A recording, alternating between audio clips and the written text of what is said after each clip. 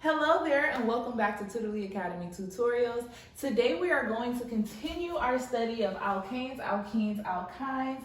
This marks our weekend review. Remember guys, weekend review on the weekend. Okay, you guys aren't here for that. So I'm only going to go over 5 brief examples. If you do need more help going over naming compounds specifically, I'm going to place the UPAC naming convention video here. And then also you guys can look at the other videos for this past week for Alkenes, Alkynes, and Alkynes, all right? So let's just go ahead and get started. If you guys did watch the other videos, you know these are our steps. We parent the chain, number and name the parent chain, name the substituents, if there are any, right? Assign numbers to the substituents and complete the name. So I am going to choose a purple marker for us to go through and number the chain. So as you guys see here, the parent chain is going to be the chain that's the longest one, but we only have this chain. So let's just go ahead and number it. 1, 2, 3, 4, 5, 6, 7, 8. And if you guys remember, there are no double bonds or single bonds here, so this will be an alkane. So it's going to have the prefix oct, but it's going to have the suffix or the ending ane. So this here is simply octane. Very easy, right? All right, now let's go to this one here. So now we see that we have a substituent and we also have a parent chain. So first we have to determine what's the longest parent chain or the longest chain of carbons that we have. So we can do 1, 2, 3, 4, or we can do 1, 2, 3, 4, 5. So since this here marks 1, 2, 3, 4, 5, that's the greater chain. This here is the parent chain. So we can start numbering this way. 1, 2, 3, 4, and 5. So 5 is pentane. So that's the name of our parent chain. Now our next step is that we have to name the substituents. So this here is simply a methyl group, right? And it's located on the 3rd carbon. So I'm combining steps 3 and 4 where we name and we number the substituent. So our answer is going to be 3-methyl pentane. Fairly easy, right? All right, now let's go here. So again, there are no double bonds present. They're all single bonds, so we're also going to be having an alkane as well. So first things first, we have to determine what's the longest chain of carbons. So let's see, we have 1, 2, 3, 4, 5, 6, 7. 1, 2, 3, 4, 5, 6. So this here is our longest chain. So we put the 1 here, 2, 3, 4, 5, 6, and 7. All right, now we have 2 methyl groups as a substituent, and we also have an ethyl group. So when it comes to the parent chain is going to be heptane. Substituents, we have 2 methyl groups. So it's going to be 2, 3 dimethyl. And then on carbon 4, we have an ethyl group. All right, so now let's put this all together for naming. Remember, we go in alphabetical order. So E comes before M. Some of you guys may want to put 2 and 3, but that's not, remember, that's not what we do. We do it alphabetically. So it's going to be 4-ethyl dash 2, 3 dimethyl. And remember, our last substituent goes directly with the parent chain, dimethyl heptane.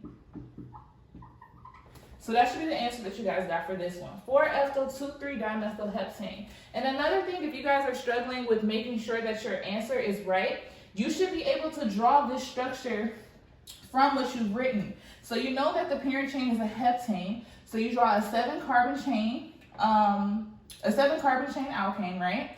And then on the 2nd and 3rd carbon, you'll have a methyl group. And then on the 4th carbon, you have an ethyl group. So it's exactly the same thing. Now when we go here, we have a double bond. And as we discussed earlier this week, double bonds end with the ene, okay? That is its suffix. So we are going to make sure when we name this, we're going to use the ending ene and not ane. Another thing as well, when we decide to number this as a parent chain, The double bond, triple bond must always be included in the actual parent chain. So let's see, we can do 1, 2, 3, 4, 5, 6, 7. Oh, that's pretty much it, or 1, 2, 3, 4, 5, 6. Yeah, so it's pretty much the same. So we can just start here. 1, 2, 3, 4, 5, 6. Where did I get 7 from? Oh, you guys, I skipped an entire carbon. See, I told you guys, at Tutorly, we're honest. Just don't make the same mistakes we make. And if you guys catch it, just let us know. All right, 1, 2, 3, 4, 5, 6, and 7. All right, so our parent chain is going to be heptene, right? But we have to denote where is that double bond located. Remember, we use the lesser carbon number of the double bond. So of the double bond is carbon 3 and 4. So you wouldn't put 4 heptene, you have to put 3 heptene. So remember, we can write this 2 different ways. 3 heptene, or we can put hep3ene, okay? Now, substituents. Well, on carbon 5, we have 5,5-dimethyl. So when we put this all together, we put 5,5-dimethyl. Yeah, 5,5-dimethyl hep3ene. Or you can use this naming as well, which would just be -3-heptene. All right, so let me write that down just in case you guys know what that looks like. Dimethyl 3-heptene. All right, now so for our last one, a triple bond. So same thing as before, except now it's going to have the "ine" ending. All right, so let's go through and number. So let's see, 1, 2, 3, 4, 5, 6, 7, 8. 1, 2, 3, 4, 5, 6, 7, 8. So we can choose either one.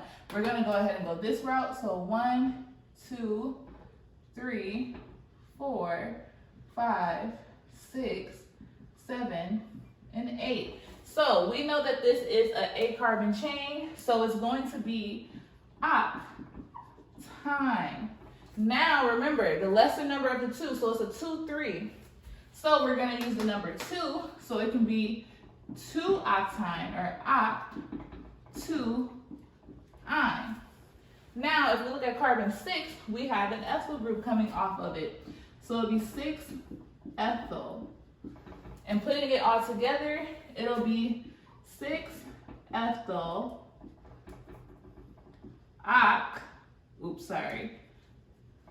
2-octine, or 6-ethyl